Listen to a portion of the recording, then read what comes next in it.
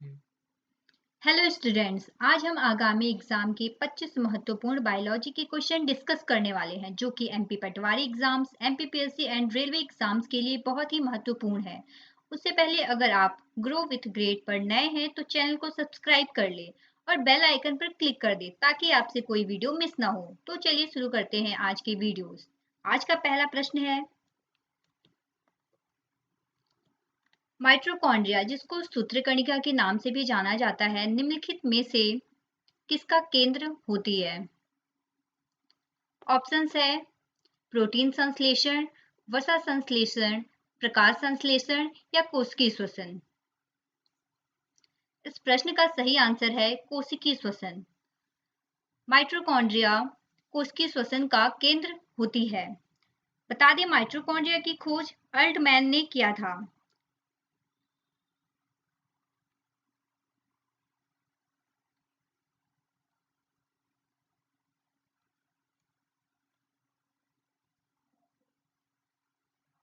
यह कोशिका का श्वसन स्थल है। यहाँ पर ऑक्सीडेशन माइटोकॉन्ड्रिया में होता है जिसमें काफी मात्रा में ऊर्जा बनती है, इसलिए माइटोकॉन्ड्रिया को पावर हाउस ऑफ सेल भी कहा जाता है। चलिए अगला प्रश्न देखते हैं, किसकी उपस्थिति के कारण किसी पादप कोशिका और पशु कोशिका में अंतर पाया जाता है? प्रश्न में पूछा जा रहा है पादप कोशिका और पशु कोशिका में अंतर किसकी उपस्थिति के कारण पाया जाता है? तो चलिए ऑप्शंस देखते हैं। एक क्लोरोप्लास्ट, दो कोशिका भित्ति, तीन कोशिका कला या चार केंद्रक।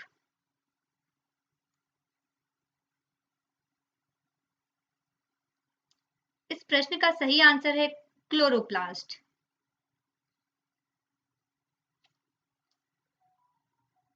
अगला प्रश्न है, सेल्यूलोज निम्नलिखित में से किसका मुख्य घटक है? प्रश्न में पूछा जा रहा है सेल्यूलोज निम्नलिखित में से किसका मुख्य घटक है? तो चलिए ऑप्शंस देखते हैं। कोशिका भित्ति, कोशिका कला, जाइलम की द्वितीयक भित्ति या कीटों की शरीर भित्ति। सेल्यूलोज कोशिका भित्ति का मुख्य घटक है। कोशिका भित्ति का मुख्य अवयव सेल्यूलोज पौधों को संरचनात्मक शक्ति प्रदान करने के लिए उत्तरदायी होता है। यानी कि ऑप्शन ए कोशिका भित्ति सही है।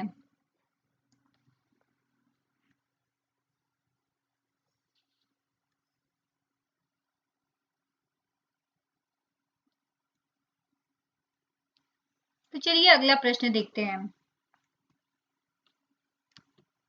जीवित जीवों का संरचनात्मक और प्रकार्यात्मक एकक है।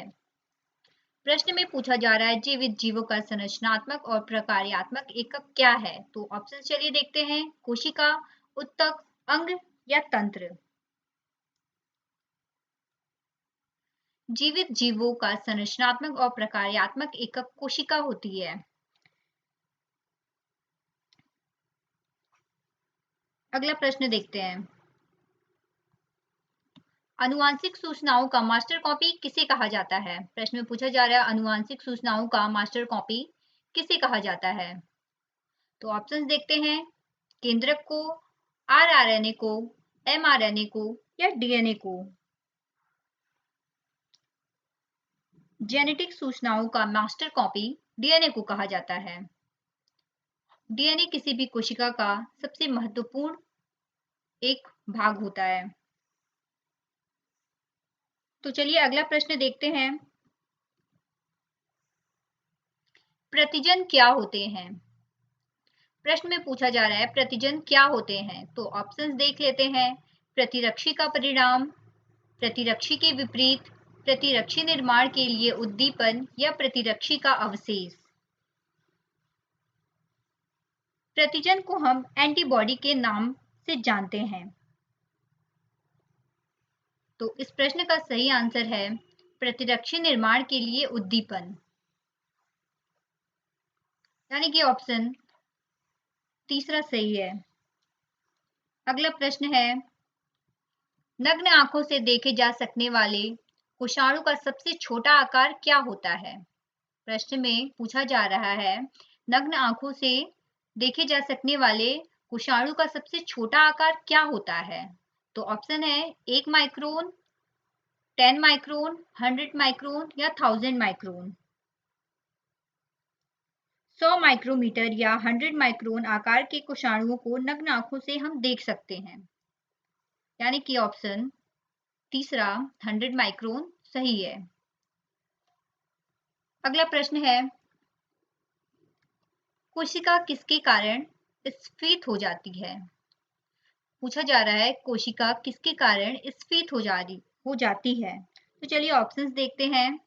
जीव द्रव्य कुंचन, बहिपरासरण, अंतःपरासरण या विसरण?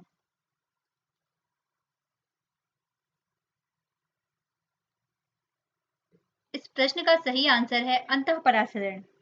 जब पौधे की कोशिका को हाइपरटोनिक सॉल्यूशन में रखा जाता है तो उसमें ऑस्मोसिस होता है, जिसके द्वारा वो जल ग्रहण कर लेती है और स्फीत हो जाती है, यानी कि इस प्रश्न का सही आंसर है अंतःपरासरण। तो चलिए अगला प्रश्न देखते हैं।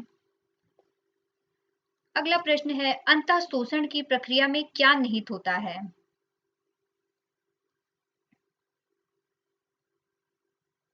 अंतःशोषण की प्रक्रिया में क्या निहित होता है? तो ऑप्शंस है विसरण, कोशिका क्रिया या अवशोषण। तो इस प्रश्न का सही आंसर है अवशोषण।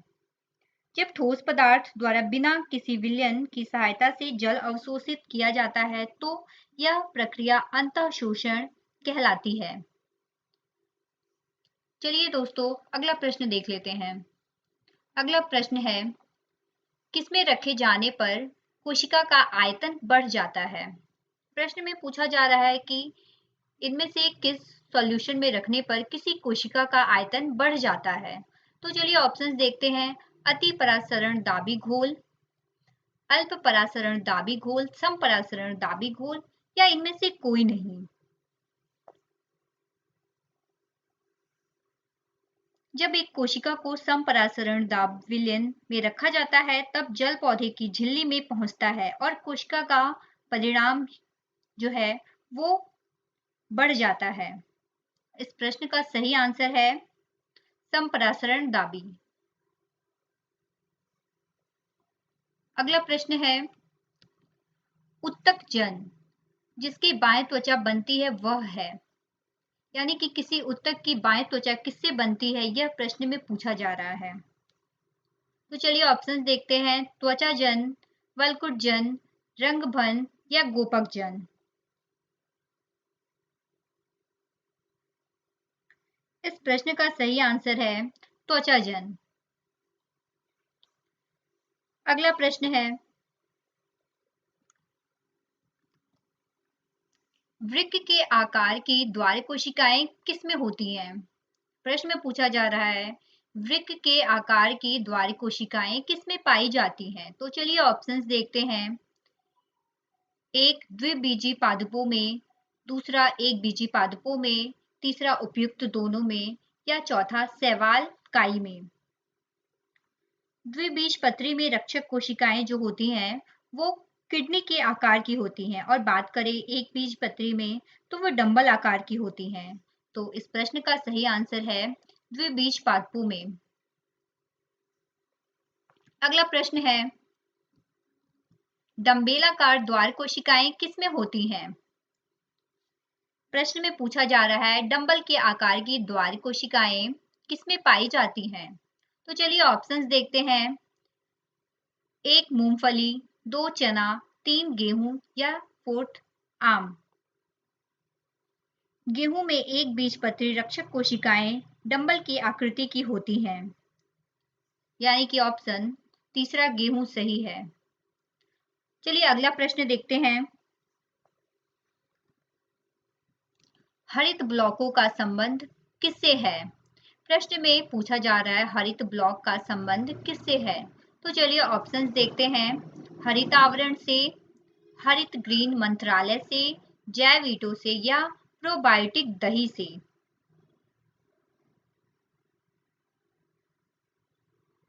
इस प्रश्न का सही आंसर है जैव ईंटें। हरित ब्लॉकों का संबंध जैव ईंटों से है, यानी कि ऑप्शन तीसरा जैव ईंटें सही है। तो चलिए अगला प्रश्न देखते हैं। अगला प्रश्न है, सबसे बड़ा एक कोशिकीय जीव कौन सा है? प्रश्न में पूछा जा रहा है एक कोशिकीय जीव के बारे में। तो इसे जानने से पहले हम ऑप्शंस को देख लेते हैं। हमारे ऑप्शंस में है एस्ट, एसिटाबुलेरिया, एसिटोबैक्टर या अमीबा। सबसे बड़ा एक कोशिकीय जीव जो है वह अमीबा है।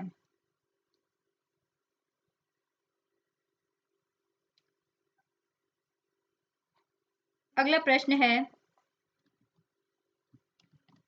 बारपिंड किसमें पाया जाता है?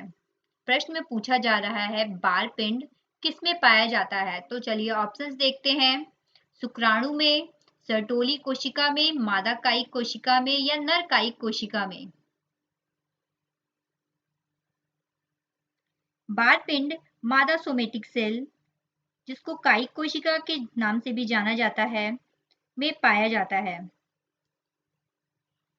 यानी कि ऑप्शन तीसरा मादा कायिक कोशिका सही है। चलिए अगला प्रश्न देखते हैं। पैरामीशियम में उत्सर्जन द्वारक को इस नाम से जाना जाता है। तो ऑप्शंस देखते हैं। कोशिका ग्रसनी के नाम से, कोशिका मुख के नाम से, साइटोपायज के नाम से या क्रिप्टोस्फेयर के नाम से? इस प्रश्न का सही आंसर है साइटोपायज। पैरामीशियम के शरीर के अंत में पिछले भाग पर एक छोटा सा छिद्र होता है, जिसको साइटोपायज के नाम से भी जाना जाता है। यानी कि ऑप्शन तीसरा सही है। तो चलिए अगला प्रश्न देखते हैं। अगला प्रश्न है एक मृदुतक कोशिका जो कि कोशिकीय अजैव पदार्थ संग्रह करती है क्या कहलाती है? प्रश्न में पूछा जा रहा है एक मृदुतक कोशिका है जो कि कोशिकीय अजैव पदार्थ का संग्रह करती है और क्या कहलाती है? तो ऑप्शंस देखते हैं। फैग्मोब्लास्ट, आइडियोब्लास्ट, कोनिडियोब्लास्ट या क्लोरोप्लास्ट?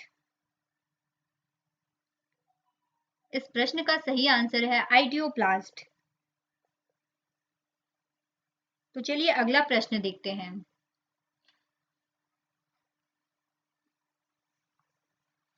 अगला प्रश्न है ग्लूकोज किसका एक प्रकार होता है? प्रश्न में ग्लूकोज के बारे में पूछा गया है। ग्लूकोज निम्न में से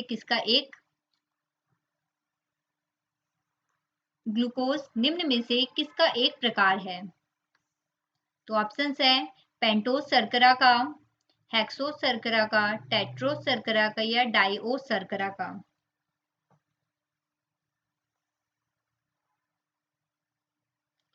ग्लूकोज हेक्सोज शर्करा का एक प्रकार है। ऑप्शन 2 सही है। चलिए अगला प्रश्न देखते हैं।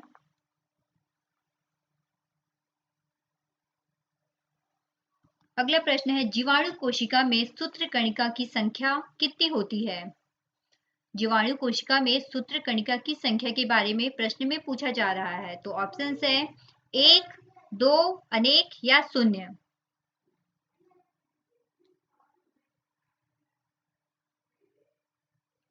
जीवाणु का पूरा शरीर एक ही कोशिका का बना होता है। इसके चारों ओर कोशिका भित्ति के नीचे कोशिका झिल्ली होती है। इस प्रश्न का सही आंसर है 1, यानी कि ऑप्शन 1 सही है। तो चलिए अगला प्रश्न देखते हैं। ज्ञात सबसे छोटा प्रोकैरियोटिक जीव कौन सा है? प्रश्न में पूछा जा रहा है कि अभी तक ज्ञात सबसे छोटा प्रोकैरियोटिक जीव कौन सा है? तो चलिए ऑप्शंस देखते हैं। ए माइक्रोसिस्टिस, माइकोप्लाज्मा, बैक्टीरिया या क्लोरेला? तो माइकोप्लाज्मा इसमें सबसे सूक्ष्म और सरल प्रोकैरियोटिक है, यानी कि ऑप्शन दूसरा माइकोप्लाज्मा सही है। यह माइकोप्लाज्मा स्वयं प्रजनन करने में भी समर्थ होता है। तो चलिए अगला प्रश्न देखते हैं। हमारा आज का अगला प्रश्न है स्टार्च का शर्करा में परिवर्तन होना किसके लिए अनिवार्य है? प्रश्न में पूछा जा रहा है स्टार्च का शर्करा में परिवर्तन होना किसके लिए अनिवार्य होता है? तो चलिए ऑप्शंस देखते हैं। रंध्रीय द्वार के लिए, रंध्रीय संगठन के लिए, रंध्रीय संवृत्त के लिए या रंध्रीय संवर्धन के लिए?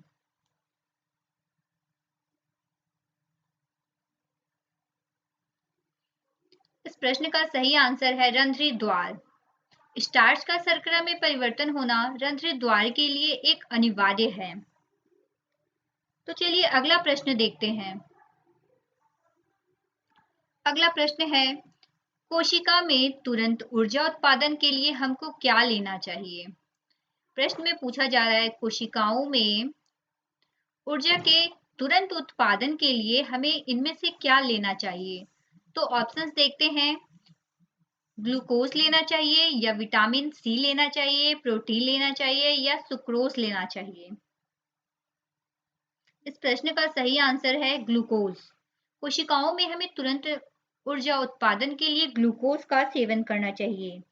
ग्लूकोज हमारे मस्तिष्क और लाल रक्त कोशिकाओं को शीघ्र ऊर्जा प्रदान करने में सक्षम होता है। हमारे शरीर की अधिकांशतः सभी कोशिकाओं को शीघ्रता से ऊर्जा प्रदान करने की आवश्यकता होती है, तो इसलिए इस प्रश्न का सही आंसर ग्लूकोज हो जाएगा। तो चलिए अगला प्रश्न देखते हैं। हमारा अगला प्रश्न है, विषाणु में निम्नलिखित में से कौन सी एक विशेषता नहीं होती है? प्रश्न में पूछा जा रहा है विषाणुओं में निम्नलिखित में से कौन सी एक विशेषता नहीं होती है? ऑप्शन देखते हैं। परपोषी कोशिका के भीतर प्रजनन, कोशिका भित्ति की मौजूदगी या स्वभाव से पूरी तरह परजीवी या डीएनए या आरएनए की मौजूदगी?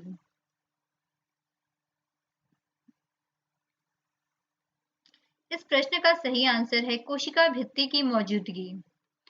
विषाणुओं में कोशिका भित्ति नहीं पाया जाता है और यह इसकी सबसे बड़ी विशेषता होती है। वायरस शब्द जो है, वायरस लैटिन शब्द का एक से लिया गया है जो कि एक हानिकारक पदार्थ के लिए प्रयुक्त होता है। तो चलिए अगला प्रश्न देखते हैं। अगला प्रश्न है, गाजर का रंग किसकी मौजूदगी के कारण होता है? इसमें प्रश्न में पूछा जा रहा है गाजर का रंग किसकी मौजूदगी के कारण होता है? तो ऑप्शन देखते हैं। कैरोटीन के कारण, क्लोरोफिल के कारण, फाइकोसाइनिन के कारण या फाइकोइरिथ्रिन के कारण?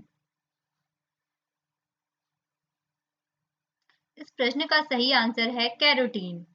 कैरोटीन प्रकाश संश्लेषण रंजकता है जो गाजर के संतरी रंग होने के लिए उत्तरदायी होता है।